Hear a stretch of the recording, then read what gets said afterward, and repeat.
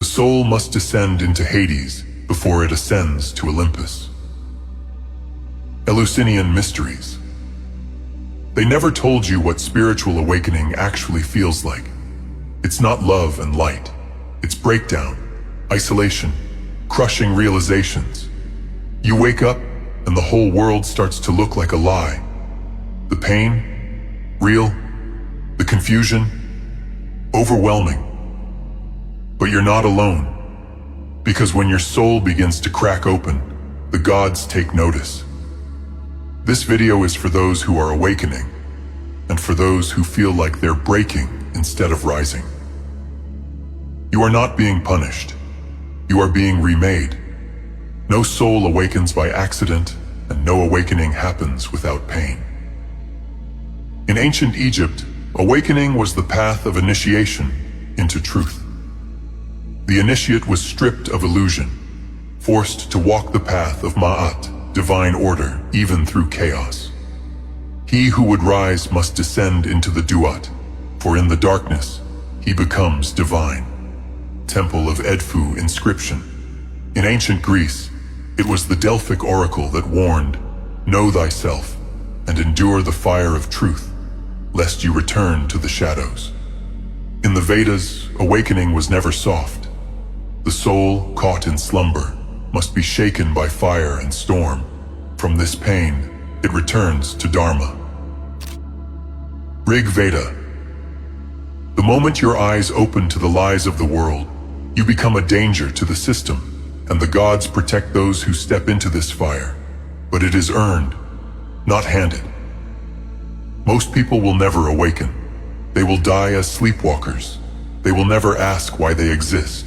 They will never question the poison in their own minds. But you did, and that has a cost. Spiritual awakening is not a comfortable process. Despite the sugar-coated image it's given in modern media or shallow self-help culture, awakening in its true form is a breakdown, a complete and often violent undoing of everything false within the self. It is not a retreat into comforting beliefs or pleasant fantasies, but rather an uncompromising confrontation with truth, with reality, and with one's own internal contradictions. For many, the process begins with a collapse. A personal collapse, a spiritual collapse, or even a full existential crisis. This collapse is not a failure. It is not an error. It is the natural consequence of a soul beginning to wake up in a world that has been constructed to keep it asleep. When one begins to realize that almost everything they've been taught is a distortion, a lie, or a mechanism of control, shock and pain are inevitable. The modern world is hostile to spiritual awakening. It is constructed in such a way that the very idea of looking within, asking deep questions, or seeking higher truths is ridiculed, pathologized, or worse, medicalized. Society teaches individuals to suppress all emotion, all pain, all natural inner rebellion. From childhood, people are told to accept suffering as normal, to hide their tears, to repress their grief, and to internalize guilt and fear as moral virtues. This pattern of suppression leads to the total desensitization of the human being. People become emotionally dead, spiritually amputated, and eventually incapable of genuine self-reflection. They survive in a zombified state, animated only by routines, screens, and distractions, while their soul suffocates in silence. Since the takeover of Christianity as a spiritual and cultural force, this pathology has been formalized. Misery, guilt, and emotional torment became sanctified. The suffering individual is presented as holy. Martyrdom is elevated above transformation. Self-flagellation is praised above spiritual power. The message is simple. To suffer is divine, and to be strong is heresy. This is not an accident. Misery fuels the slave systems of the world. It creates dependence, obedience, and spiritual paralysis. And when the soul begins to rebel against this condition, when the process of awakening begins, Modern systems provide two controlled outlets. One is to be numbed with medication, to suppress the symptoms of awakening until they implode in private, or else result in permanent sedation. The second is to explode destructively, to embrace ideologies of resentment and rage. The Abrahamic Jewish structure of world control depends on this dynamic. Whether through religion, culture, or ideology, their primary tool is to redirect the pain they have caused back upon the people themselves. They turn suffering into identity, trauma into culture, and victimhood into a lifestyle. In this way, not only is the population kept spiritually weak, but they are also conditioned to defend the very systems that destroy them. But this entire process can be interrupted, and that interruption is the true meaning of awakening. Spiritual awakening is not simply about learning new information or adopting a new belief. It is a transformation of the entire being. It involves grieving what was lost, what was false, what was corrupted. It involves facing one's own pain, not running from it, not medicating it, not turning it into politics, but standing in it fully until it burns clean. This is not poetic metaphor. This is spiritual physics. Awakening requires suffering. But this suffering is not an end in itself. It is a purification. The process is violent because the disease is deep. A person must go through their inner underworld, what the Egyptians called the duat, what the Greeks expressed through the myths of Hades and Catabasis, and what the Vedic texts described as the karmic purification through lifetimes of discipline. This is the fire through which falsehood is burned and the soul is revealed. The mythologies of all high civilizations reflect this. In ancient Egypt, the initiate entered the temple blindfolded and terrified, subjected to trials meant to break the ego and reveal the essence. In Greece, the Eleusinian mysteries revolved around descent into the underworld and ascent reborn.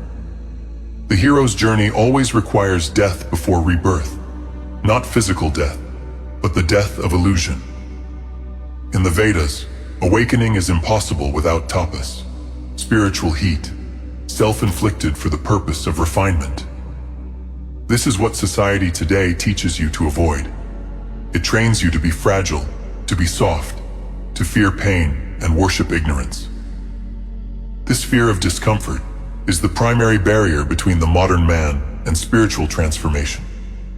But pain will come either way. The question is not whether you will suffer.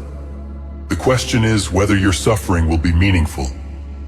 We are living in a time where collapse is accelerating.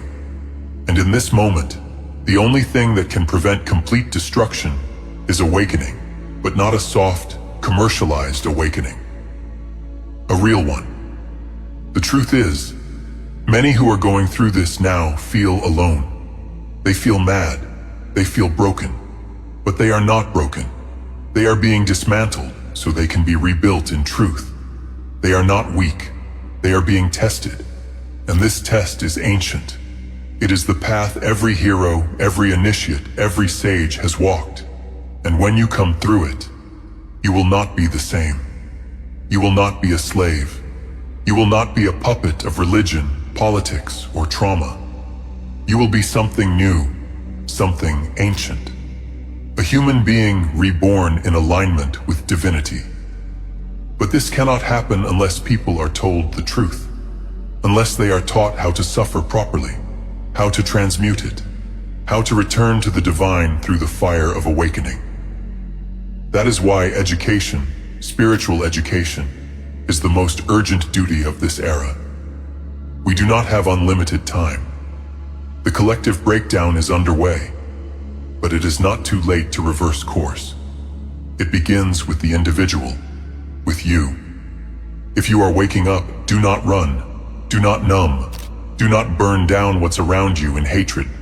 Take your pain and put it through the forge. Let the fire cleanse you. Let the truth remake you. And in that moment, know this: you are not alone. The gods are watching. They are near. and they are waiting for you to rise. Deep within the structure of the soul, it remembers. It remembers that in ancient times, the gods were the first ones called in crisis. Not because they stopped the pain, but because they taught how to walk through it. Not because they prevented death, but because they taught the meaning of it. Not because they erased suffering, but because they turned it into transformation. This is where true spirituality often begins. Not in joy, but in despair. The soul that has been shattered finally becomes still. And in that stillness, something ancient speaks. For some, the awakening begins at rock bottom, when there is nowhere else to go, when the world has turned its back, when the systems of man have failed, and there is nothing left. A quiet light breaks through the darkness. That light is them, the gods. They come as whispers, as symbols, as synchronicities that begin to cluster with eerie precision.